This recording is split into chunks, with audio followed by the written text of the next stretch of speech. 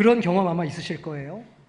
내가 잘 알고 있는 일이고 또 내가 익숙한 어떤 것을 다른 사람들이 할 때 자꾸 옆에서 그걸 보면 좀 답답하고 참견하고 싶고 잔소리를 하고 싶을 때가 아마 있으실 겁니다. 제가 이제 담임 목사가 되기 전에는 제가 상상하기를 담임 목사가 되면 잔소리 듣는 데도 없고 내 마음대로 할 수 있겠다, 이제 이런 허튼 생각을 제가 했었습니다. 회사로 치면 CEO 되는 위치니까 누가 나한테 뭐라고 하는 사람도 없고 내가 잔소리하는 사람이 될 수 있겠다, 이제 이런 생각을 하고 이렇게 이제 부임을 했는데, 막상 이렇게 있다 보니까 이 부교역자일 때보다 더 말을 아끼게 되고 하고 싶은 말을 못하게 됐습니다. 한 가지 예를 들어보자면, 제가 전공이 이제 말하자면 컴퓨터 프로그래밍이 제 이제 전공인데, 오랜 시간 부교육자 생활을 하면서 뭐 문서를 편집한다든지 PPT를 만들고 뭐 이런 영상을 편집하고 이런 일을 하는 일을 지금까지 근 30년 가까이 제가 이제 해 왔다는 것이죠. 그래서 그런 일들에 제가 조금 나름의 기준도 좀 높고 그다음에 자존심도 좀 있습니다. 부교육자 할 때는 그 일을 꽤 내가 잘한다, 이제 이렇게 스스로 여기면서 좀 교만하게 이제 이렇게 부교육자 생활을 하기도 했습니다. 그러다 보니까 이제 욕심도 좀 나고 이렇게 잘하고 싶고 그런 마음이 있었는데, 담임 목사가 되고 나니까 그런 일들을 제가 직접 할 수가 없는 거예요. 시간도 없고 또 뭐 여러 가지 상황이 이제 그렇게 됩니다. 그래서 이제 많은 일들을 제가 우리 부목사님들이나 전도사님들께 이렇게 맡겨드리고 그렇게 이제 하게 되는데, 솔직하게 말하자면 여러모로 제 마음 같지는 않습니다. 하지만 그렇다고 해서 제가 이거는 이렇고 저거는 저렇고 이렇게 토를 달기가 굉장히 조심스럽고 어렵게 되는 겁니다. 제가 그렇게 하시는 일들에 자꾸 이제 입을 대고 이렇게 말을 하고 참견하기 시작하면 그 얼마나 실무를 감당하는 사람들이 혼란스럽겠습니까? 일할 때 눈치도 봐야 하고 스트레스를 굉장히 보게 될 거라는 말이죠. 그러면 자율성도 사라지고 창조성도 사라지니 더 아마 일이 어렵게 될 겁니다. 제가 부교역자 시절에 저 스스로 그 담임 목사님이 이래라 저래라 이렇게 하시는 게 하나같이 다 어떻게 들렸을까요? 잔소리로 들렸습니다. 제가 그 마음을 아는 것이죠. 여기에도 아마 자기 기준이 좀 명확한 분들이 계실 겁니다. MBTI로 말하자면 J 성향이 되게 강하거나 아니면 T 성향이 되게 강하신 분들일 거라는 거죠. 이왕 말이 나왔으니까 제가 잠깐 광고를 좀 하자면, 우리 에베소서 강의 끝나고 이제 방학하게 될 건데, 이번 여름 계절학기에 성경 인물과 MBTI라고 하는 주제로 6주간 MBTI 강의를 좀 하려고 그래요. 그러니까 이게 궁금하신 분들은 참여하셔서 많이 신청하셔서 같이 공부하면 좋겠다, 이런 생각을 합니다. 할렐루야. 네, 저 성가대에 계신 분들만 몇 분 들으실 것 같으네요. 여하간 자기 확신, 자기 판단이 강한 분들일수록 다른 사람들이 하는 일이 마음에 잘 들지가 않는 겁니다.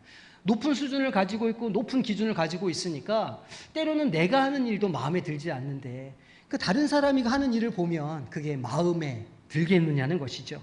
계획을 세우고 높은 수준의 목표를 갖고 있고 효율적이고 능률적으로 할 일들의 목록을 쭉 이렇게 만들어 놓고 하나하나 해결해 나가면서 그 기쁨과 만족을 느끼는 분들이 계시다는 겁니다. 하지만 늘 인생은 자기 마음대로 되지 않습니다. 내 인생도 내 마음대로 되지 않는데 하물며 남의 주변 사람들이 내 마음대로 되겠습니까?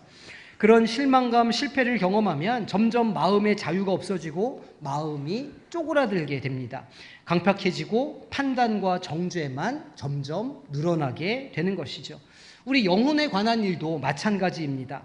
할 일로 가득 찬 목록을 가지고 살아가는 사람들은 주님 안에서 누려야 할 안식조차도 일의 목록으로 치환해 버리는 것이죠. 만약 그런 분들이 이 자리에 계신다면, 그런 메마른 심령 가운데 계신다면 오늘 말씀을 통해서 주시는 주님의 위로와 은혜를 누리시기를 주님의 이름으로 소망합니다. 오늘 본문은 한 가지 주제를 두 가지 이야기를 통해서 들려주고 있습니다. 두 이야기는 모두 안식일에 관한 문제를 다루고 있는데, 첫 번째 이야기는 안식일에 제자들이 이삭을 자르고 이것을 비판하는 바리새인들의 모습을 기록하고 있습니다. 바로 이어지는 두 번째 이야기는 안식일의 회당에서 손 마른 사람을 주님께서 고쳐주신 이야기입니다. 두 이야기 모두 바리새인들을 아주 불편하게 만들었고 결과적으로 그들이 예수를 죽이고자 하는 동기를 만들어주게 되었습니다. 먼저 첫 번째 이야기를 좀 자세히 살펴보겠습니다. 오늘 말씀 23절 앞절을 보면 이렇게 기록합니다. 안식일에 예수께서 밀밭 사이로 지나가실세, 이렇게 말합니다. 마가는 이 이야기가 안식일에 있었던 일임을 먼저 밝히고 있습니다. 안식일에 주님은 밀밭 사이로 제자들과 함께 이렇게 지나가셨습니다. 그 장면을 이렇게 머릿속으로 상상을 해보면 아주 목가적인 풍경일 겁니다. 햇살이 좋은 주일 안식일날 오후에 주님께서 제자들과 밀밭 사이를 쫙 걸어가시니까 그 장면이 얼마나 아름답게 이렇게 보여졌겠습니까? 하지만 오늘 마가는 이 상황이 결코 그리 낭만적이지 않음을 은연중에 말하고 있습니다. 흥미로운 것은 안식일에는 밀밭을 지나가는 일 자체가 허락되지 않았을 것이라는 점입니다. 그 풍경 자체가 금지되어 있었다는 것입니다. 왜냐하면 안식일에는 자기 집에서 일정 거리 이상을 걸을 수 없다고 하는 율법이 존재했습니다. 그저 집에서 회당을 다녀올 수 있을 정도의 거리만을 걸을 수 있도록 율법으로 규정하고 있었습니다. 그러니까 안식일에 회당이 아닌 밀밭을 거니셨다는 것은 이미 그들의 율법에 어긋나는 상황이었다는 묘사인 것이죠. 뿐만 아니라 안식일에 그 밀밭에서 제자들은 이삭을 잘랐습니다. 제자들이 왜 이삭을 잘랐을까요? 마가는 이 장면을 자세하게 기록하고 있지는 않지만 평행 본문인 마태복음에는 이렇게 기록합니다. 제자들이 시장하여 이삭을 잘라 먹으니, 또 누가복음에는 이삭을 잘라 손으로 비비어 먹으니라고 기록하고 있습니다. 제자들은 허기를 채우기 위한 목적으로 그 이삭을 잘랐던 것입니다. 물론 이 모든 행동들은 안식일 규정한 율법을 모두 위반하는 것이었죠. 이 탈무드와 할라카에 기록되어 있는 안식일 금지 규정을 보면 이 코체르라고 하는 행동이 금지되어 있습니다. 이게 무엇이냐면 식물이나 작물을 수확하는 행위를 말합니다. 그러니까 이삭을 자르는 행위는 이 코체르 규정에 위반되는 겁니다. 또 대시라고 하는 행동도 금지되어 있었는데 이것은 곡물의 껍질을 벗기거나 타작하는 행동을 말하는 것입니다. 제자들이 이삭을 자르고 손으로 비비는 행위가 이 대시를 어기는 그런 행위였던 것이죠. 그렇기 때문에 이것을 보고 있던 바리새인들은 예수님께 제자들의 이러한 행동을 고소하면서 안식일에 어떻게 그런 일을 할 수 있는가 이렇게 물었던 것입니다. 그들의 사고로는 예수님과 그 제자들의 행동이 이해가 되지 않았습니다. 안식일에는 이러한 일들을 해야 하고 이러이러한 일들을 하지 않아야 하는데 예수님들은 그 할 일과 해야 하지 않는 그 일의 목록들을 모두 다 어겼기 때문입니다. 그런데 잘 생각해 보면 훨씬 놀라운 사실이 이 본문에 감추어져 있습니다. 바로 그 장소에 바리새인들이 있었다는 것입니다. 그들은 안식일에 어떻게 밀밭을 지나는 제자들을 볼 수 있었을까요? 그들이 밀 이삭을 잘라서 먹는 것을 그들이 어떻게 알 수 있었겠습니까? 바리새인들도 그 밀밭에 함께 있었기 때문입니다. 자신들도 안식일 규정을 어기고 있었던 것입니다. 하지만 예수님을 비난하는 것이 훨씬 더 중요했기 때문에, 마음이 굳어있고 마음이 말라 있었기 때문에 자신들의 행동은 합리화하면서 그렇게 할 수 있었던 것입니다. 예수와 제자들은 하면 안 되고 자신들은 나름의 이유가 있어서 율법을 어겨도 된다고 하는 그야말로 아전인수격의 해석이라고 할 수 있습니다. 무엇이 되었든 바리새인들의 비판은 자가당착에 빠질 수밖에 없는 것이었습니다. 이 첫 번째 이야기는 예수님께서 자신이 안식일의 주인이라 라고 하시는 충격적인 선언으로 마무리됩니다. 안식일의 기원을 생각해 보면 이것은 바리새인들을 혼란에 빠뜨리기에 아주 충분한 것이었습니다. 안식일은 하나님께서 세상을 창조하시며 주신 첫 번째 계명이었습니다. 또 모세가 시내산에서 율법을 받을 때에도 포함되어 있었던 율법 가운데 율법이었습니다. 안식일의 주인은 당연히 하나님이셨습니다. 그런데 예수님께서는 자기가 안식일의 주인이라 이렇게 말씀하시니까 곧 자신이 하나님이 되심을 말씀하고 계시는 것입니다. 창조 얘기를 한번 우리가 생각해 보면 하나님은 6일째 되는 날 아담과 이브를 창조하시게 됩니다. 그리고 쉬셨습니다. 즉 이 아담과 이브가 처음 깨어난 날이 안식일인 토요일이었다는 점입니다. 그날에는 아무 일도 할 필요가 없었습니다.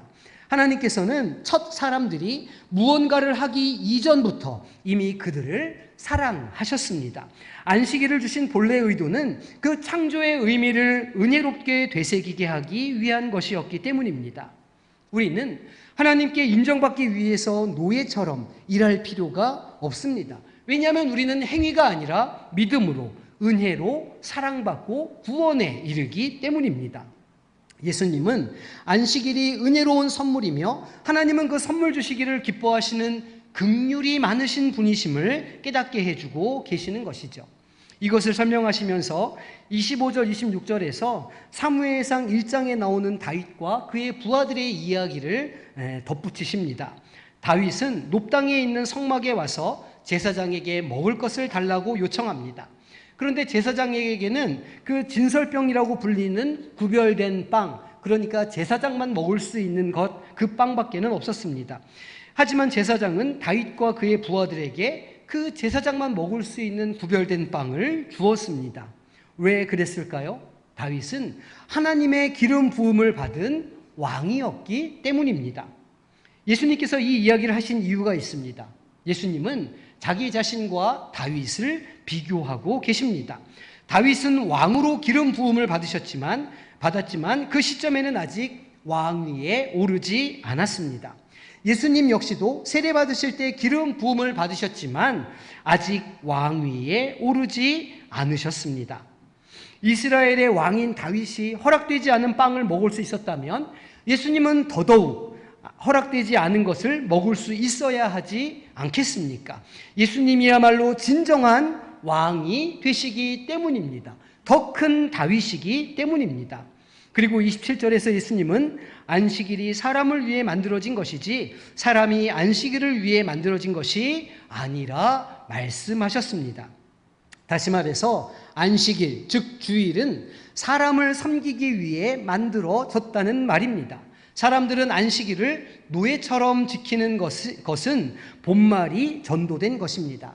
그런 이유로 28절에서 예수님은 그러므로 인자는 안식일에도 주인이라 선포하셨던 것입니다.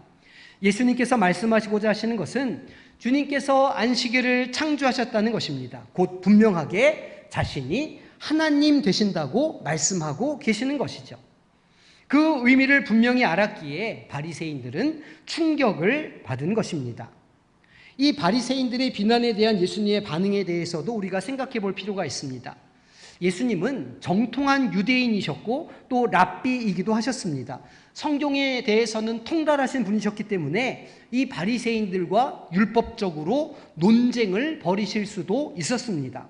왜냐하면 성경 어디에도 안식일의 곡식을 따지 말라고 하는 규정은 기록되어 있지 않기 때문입니다. 탈무드는 그저 토라의 주석일 따름이었습니다. 그런데 주님께서는 그들과 안식일에 대해서 논쟁하는 대신에 자신이 누구인지에 대해서만 말씀하셨습니다. 물론 모든 공동체에는 가이드라인이 있어야 합니다. 최소한의 규정을 지켜야 하고 규칙을 지키는 것은 아주 중요한 일입니다. 주님께서도 우리에게 그런 가이드라인을 주셨죠. 부모를 공경하고 살인하지 말라, 간음하지 말라, 도둑질하지 말라, 탐내지 말라. 그런데 이런 규칙은 사랑이 어떤 모습이어야 하는지를 보여주기 위해 존재하는 것들입니다. 하나님의 율법은 그 자녀들에게 하나님을 사랑하고 다른 사람을 사랑하는 방법을 알려주기 위한 것입니다. 하지만 중요한 사실 한 가지가 있죠. 율법, 즉 규정이나 규칙 자체만으로는 우리의 삶에 목적과 사랑을 줄 수 없다는 것입니다. 만약 이런 목록, 율법에만 집중하는 사람을 피아니스트로 한번 비유해서 생각해 보십시오. 올바른 음을 다 외우고 있고 악보를 달달 외우고 있어서 연주를 시작하면 악보대로 피아노를 치기는 하지만 그 연주는 제대로 하지 못하는, 기계적으로 연주하는 실패한 사람과 같다고 할 수 있습니다. 또 배우에도 비교해 볼 수 있죠. 대본을 완전히 외워서 나무랄 데 없이 훌륭하게 대사를 말할 수는 있지만 연기가 아니라 책 읽기만 하는 열정과 신념이 없는 배우와 같다고 할 수 있습니다. 삶의 의미, 가치, 사람과의 관계, 사랑의 성취는 율법 리스트로 환원될 수 있는 것이 아닙니다. 이것이 바로 예수님께서 율법에 대해서 토론하는 대신 자신을 가리키며 대답하신 이유입니다. 나는 다윗보다 위대한 왕이다. 나는 그 하나님이다. 이 안식일에 나는 주인이 되며 나와 함께 평안을 누리는 것이야말로 안식일에 사람이 해야 하는 일이다 라고 말씀하고 계시는 겁니다. 첫 번째 이야기는 기독교가 단순히 규칙에 관한 것이 아니라는 것을 보여줍니다. 그것은 하나님과의 관계에 관한 것이죠. 이어지는 두 번째 이야기는 또다시 안식일에 일어나는 사건입니다. 바로 이어지는 사건인지 아니면 다른 안식일에 이루어진 사건인지에 대해서는 여러 견해가 있지만 그것은 중요한 것이 아니죠. 예수님께서 회당에 들어가셨는데 손 마른 사람이 그곳에 있었습니다. 그들 중에 일부, 즉 바리새인들은 예수님을 고발할 이유를 찾고 있었기 때문에 안식일에 그 사람을 고쳐줄 것인지 아닌지 유심히 지켜보고 있었습니다. 이 이야기는 바리새인과 손이 마른 사람을 대조하면서 진정으로 메마른 이들은 바로 바리새인이라는 사실을 보여주고 있습니다. 바리새인들은 예수님과 함께 안식일에 회당에 있었습니다. 그들이 회당에 있어야 했던 이유는 예배를 드리고 재충전을 하고 휴식과 주님으로부터 오는 회복을 경험하기 위해서였습니다. 안식일, 주일은 바로 그런 날입니다. 그런데 대신 이 바리새인들은 그 안식일에 예수님을 책잡기 위해 기다리고 있었습니다. 그들은 예수님이 안식일에 누군가를 고치는 것과 같은 율법을 어기는 행위를 지적하기 위해서, 그것을 바로잡기 위해서 그 자리에 있었다는 말입니다. 4절에서 예수님은 그들에게 단도직입적으로 묻습니다. 안식일에 선을 행하는 것과 악을 행하는 것, 생명을 살리는 것과 죽이는 것 중 어느 것이 율법에 옳은 일인가? 이렇게 물어보십니다. 절대로 어려운 질문이 아니죠. 하지만 바리새인들은 대답을 하지 못합니다. 그들은 침묵할 뿐이었습니다. 그들은 부정적이고 메마른 마음을 그 침묵으로 대신 보여주었습니다. 맞습니다. 그들의 마음은 손 마른 사람처럼 시들어 있었던 것입니다. 6절에 보면 그들이 나가서 헤롯 땅 사람들과 함께 예수님을 어떻게 죽일지 음모를 꾸몄다고 기록하고 있습니다. 그날이 무슨 날입니까? 안식일이었습니다. 해서는 안 될 일로 가득했던, 아무것도 할 수 없었던 바로 그날에 이 바리새인들은 예수님을 죽이려고 하는 일을 하고 있었던 것입니다. 그 위선에 소름이 돋지 않으십니까?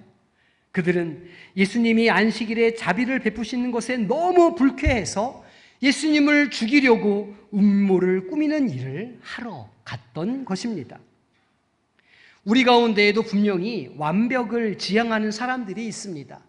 빈틈이 없기 위해서, 또 맡겨진 일을 제대로 해내기 위해서, 바른 사람으로 보이기 위해서 완벽하게 보이고자 애씁니다. 하지만 완벽에 이르는 것은 인간으로서는 불가능한 일입니다. 왜 그럴까요? 인간 존재 자체가 완벽하지 않기 때문입니다. 하지만 완벽을 추구하는 사람들은 타인을 끊임없이 비판하면서도 자기 스스로도 점점 지쳐가게 됩니다. 긍휼이 없는 삶은 자유가 없을 것이고, 자유가 없는 삶에는 은혜도 없습니다. 은혜가 없는 인생이야말로 피곤한 인생, 메마른 인생이 아니겠습니까? 바리새인들의 태도는 오늘 우리 가운데 있는 태도이기도 합니다. 안식을 위해서 살고 싶지만 열심히 살면 살수록 안식과는 점점 멀어지는 삶을 삽니다. 이것이 주님께서 안식일에 손 마른 사람의 치유를 베풀어 주신 이유입니다. 이 손 마른 남자를 한번 생각해 보십시오. 고대 세계에서는 거의 모든 남성들이 육체 노동을 통해서 수입을 얻었습니다. 손이 마비되었다는 것은 노동력이 없다는 것을 의미하는 말입니다. 바리새인들은 자신들이 율법을 지키기에 의롭다고 여기고 있었죠. 하지만 그들에게 율법을 지키는 것은 그야말로 노동에 가까운 것이었습니다. 손으로 하는 노동을 금지하는 수많은 안식일의 목록들은 역설적으로 그들의 그 율법을 지키기 위한 노동이 얼마나 과중한 것인지를 보여줄 따름입니다. 그런데 안식일의 그 손 마른 남자가 그들 가운데 있었다는 것은 진정으로 그들이 가진 손을 사용하여 할 일이 무엇인지를 알려주기 위함이라 할 수 있는 것이죠. 이 손이 마른 남자는 그 손을 가지고 안식일이 아닌 날에도 일할 수 없었습니다. 그러기에 이 사람에게 있어서 안식일은 그저 또 다른 일할 수 없음을 나타내는 날일 뿐이었습니다. 그런 의미에서 그의 마른 손은 열매가 없는 손이요, 삶의 기쁨이 없는 손이요, 만족할 수 없는 손이었습니다. 하지만 주님께서는 안식일에 그 손 마른 자를 고쳐 주셨습니다. 안식일에, 주일에 손 마른 자를 고치시며 그의 삶에 본래 있어야 할 것을 회복시켜 주셨습니다. 무엇이 회복되었습니까? 진정한 안식, 평화, 만족, 기쁨이 그에게 회복되었던 것입니다. 3절에 예수님께서는 손이 마른 남자에게 모든 사람 앞에서 일어나라 라고 말씀하십니다. 헬라어 원문을 보면 일어나라고 하는 단어는 마가복음 16장 6절에서 예수님의 부활을 묘사하는 데 사용된 단어입니다. 예수님께서는 마가복음에서 사람들을 고치실 때 이 일어나라고 하는 단어를 반복적으로 사용하십니다. 이 남자의 치유는 예수님이 자기에게 오는 모든 사람들에게 어떤 일을 행하실 것인지를 보여주는 사건이라고 할 수 있습니다. 안식일에 어떤 일이 일어나야 하는지, 하나님을 만나는 거룩한 주일에 우리 심령에 어떤 역사가 일어나야 하는지를 보여주는 사건입니다. 남자는 믿음으로 응답했고 그 말랐던 손이 완전히 회복되었습니다. 예수님께서 그를 고쳐 주셨습니다. 그를 회복시켜 주셨습니다. 이것이 예수를 구세주로 고백하는 이들에게 일어날 일이며 메마른 삶이 회복될 수 있다는 것을 보여주는 부활 사건이요, 재창조의 사건임을 말씀하고 있는 것입니다. 우리가 어떤 사람이 되려고 하고 자신의 쓸모를 증명하려고 하고 자신의 모자람을 감추려고 노력하는 것으로는 결코 그 삶에 참된 평화를 이룰 수 없을 것입니다. 도리어 그러한 삶은 우리를 지치게 만들 뿐만 아니라 우리의 마음을 말라가게 할 것입니다. 손이 말랐던 남자처럼 영혼이 마른 채 살아가게 되는 것이죠. 이 두 번째 이야기를 통해서 주시는 말씀은 진정한 안식은 날과 절기를 지키는 것에서 비롯되는 것이 아니라 안식일의 주인이 되시는 예수 그리스도를 통해서 온다는 진리입니다. 이를 분명히 깨닫지 못한다면 바리새인들처럼 안식을 위해 끊임없이 해야 할 일들로 그 날을 채우는 삶을 살 수밖에 없을 것입니다. 그 삶에는 자유가 없고 만족도 없고 은혜도 평화도 없을 것입니다. 이제 성도님들 자신에 대해서 생각해 보시기 바랍니다. 오늘 이 거룩한 주일, 이 자리에 어떤 마음으로 나오셨습니까? 안식일의 주인 되시는 주님을 만나러 오신 줄로 믿습니다. 그 주님과 교제하고 주님이 주시는 말씀으로 위로받고 새 힘을 얻기 위해 나오신 줄로 믿습니다. 하지만 종종 우리는 그 주님이 주시는 안식과는 멀리 떨어진 주일에 감당해야 할 목록을 가지고 교회에 올 때가 있을 것입니다. 주일날 교회에서 감당할 사역들의 목록으로 금요일부터 마음에 부담이 되고 머리가 아플 수도 있죠. 교회에 가는 일이 즐겁지가 않고 의무감으로 책임감으로 가득한 날이실 수도 있습니다. 사역이 그야말로 노동이 되어서 그만 주님 주시는 기쁨을 상실한 채 몸도 마음도 영혼도 쉼과 위로를 얻지 못하고 마음이 쪼그라들고 메말라서 도무지 누군가를 이해하거나 받아주거나 용서할 수 없는 상태가 될 수도 있습니다.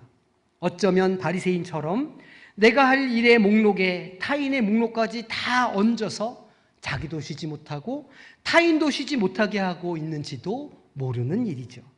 오늘 본문에서 주님은 그런 심령들을 향해 말씀하십니다. 주님과의 사귐은 해야 할 일의 목록들이 아니라고 하는 것이죠. 주님은 이미 창세전에 우리를 아셨고 그저 사랑으로, 은혜로 우리를 구원해 주셨습니다. 그냥 우리의 어리석음과 부족함을 정직하게 고백하며 그 모습 그대로를 하나님께 내어드리면 된다고 말씀하고 계시는 것이죠. 하나님께서 우리에게 복된 주일을 허락해 주신 것은 우리로 주일에 일을 시키시기 위함이 아닙니다. 물론 주일에 교회 안에는 해야 할 일들이 많이 있습니다. 방송실에서 예배를 준비하고 악보를 출력하고 찬양팀을 섬기고 찬양대로 서고 교사가 되어서 아이들을 데려오고 데려다주고 음식을 하고 설거지를 하고 각 부서의 일을 돌보는 등 해야 할 일들로 가득하죠. 그래서 더더욱 우리는 우리의 마음에 메마르지 않도록 우리의 마음이 해야 할 일들 때문에 주님을 만나지 못해서 강팍해지지 않도록 신경 쓰고 그 주님을 바라보아야 한다는 겁니다. 우리의 삶을 돌아보고 안 해도 되는 일은 안 하는 게 맞습니다. 또 생명과 관련 없는 일은 우선순위에서 제하여 버려도 상관없습니다. 주일은 생명이 살아나는 날이요 메마른 마음이 주님의 음성을 들음으로 회복되는 날이기 때문입니다. 우리의 연약함이 드러나는 날이며 완벽하지 않은 채로 주님 앞에 나아가 당황하는 날이 되어야 합니다. 주일은 내가 이러이러한 일을 한다고 해서 제대로 이루어지지 않습니다. 주일은 내가 이러이러한 일을 못한다고 해서 의미가 사라지는 것도 아닙니다. 왜냐하면 주일의 주인은 예수님 되시기 때문입니다. 예수님께서 이 날을 귀하게 만드셨고 이 날의 주인공으로 우리 모든 성도님들을 이 자리에 앉혀주신 줄로 믿습니다. 은혜를 주시는 분도 주님이시오, 이 날을 제대로 이루시는 분도 주님이시오, 이 날을 의미 있게 만드는 분도 주님이시기 때문입니다. 그러므로 이 날에 나오는 모든 영혼은 주님 안에서 쉼을 얻을 수 있습니다.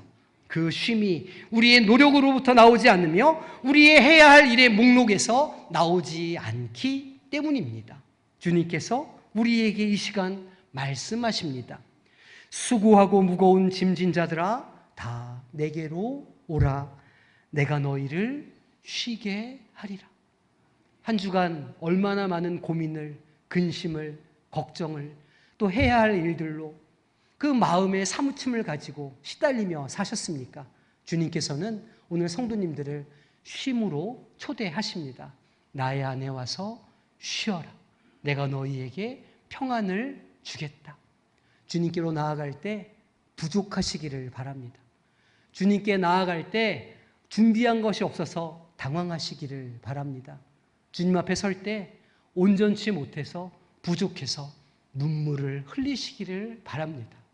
하나님께서는 그런 우리를 받아주시고 우리에게 쉼을 주시며 우리의 삶을 그 마른 것으로부터 회복시켜 주시는 은혜를 주시는 분이시기 때문입니다.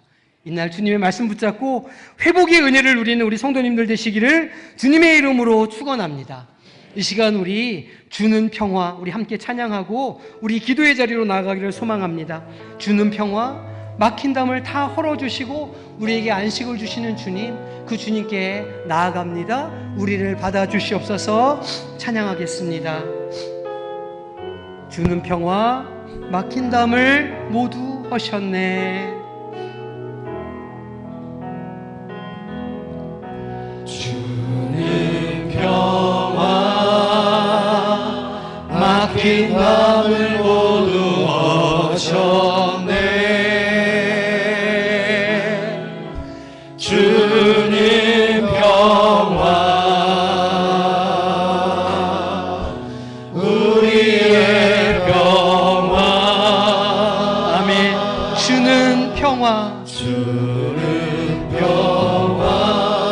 막힌 담을 헐어 주시옵소서. 막힌 담을 모두 허셨네. 주님 평화, 우리의 평화. 염려다 주께 맡기겠습니다. 염려다 맡기라. 주가 돌보시니 주님 평화, 우리의 평화. 염려다 맡기라. 염려다 맡기라. 주가 돌보시니 주님 평화, 우리의 평화. 한번 더 고백합니다. 염려다 맡기라. 염려다 맡기라. 주가 돌보시니 주님 평화, 우리의 평화. 염려다 맡겨라.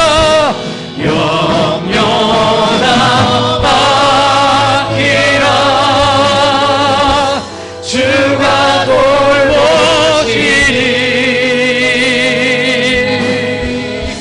주님 평화, 우리의 평화.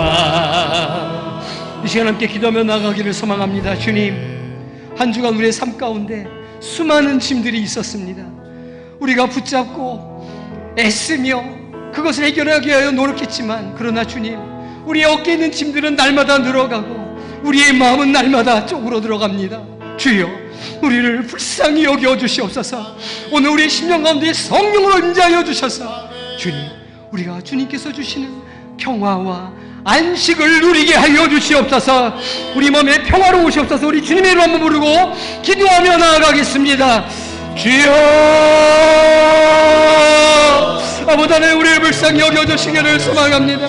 우리의 심령 가운데 주님 임재하여 주셔서 아버지 하나님, 우리의 삶에 주님께서 행하시고 일하시는 것을 보게 하여 주셔서 우리에게 안식을 주시기를 원하시고 우리를 쉬게 하시기를 원하시는 주님, 우리가 이제 주님 앞에 나아가며 우리의 모든 짐을 주님 앞에 내려놓습니다. 우리의 근심과 걱정과 삶의 무게들과 해야 할 일들과 우리의 미련함과 우리의 어리석음과 우리의 아버지 하나님 부족함을 앞에 내어드리오니 주님, 우리 가운데 그럼에도 불구하고 우리를 사랑하시고 그럼에도 불구하고 우리를 용납하시는 주님 앞에 나아가게 하여 주시옵소서. 그리하여 그 손마른 자를 치유하시고 회복시켜 주셨던 것처럼 주님, 오늘 우리의 인생을 회복시켜 주시고 새롭게 하여 주시옵소서. 주님을 바라봅니다. 주님, 역사하여 주시옵소서. 주님께서 새롭게 하여 주시옵소서. 주님, 오늘 우리가 주님 앞에 나아갑니다. 오늘 말씀하신 것처럼 우리가 주님 앞에 나아갈 때 부족하고 미련하고 어리석고 온전치 못하여도, 그러나 그 손 마른 자를 회복시켜 주셨던 은혜가 오늘 우리의 심령 가운데, 우리의 가정 가운데, 교회 가운데 있게 하여 주시옵소서. 그리하여 이번 한 주간 주님과 동행함으로 우리 삶의 안식을 누리고 평화하게 하여 주시옵소서. 지금은 성자 예수 그리스도의 은혜와 성부 하나님의 사랑하심과 성령님의 동행하심이 이제 우리의 심령에 주님을 초대하며 그 심령이 살아나기로 결단하는 이 자리에 머리 숙인 주의 자녀들과 그 삶의 자리 위에, 이 자리에 함께하지 못한 모든 권속 위에 영원토록 함께 하시기를 간절히 축원하옵나이다. 아멘.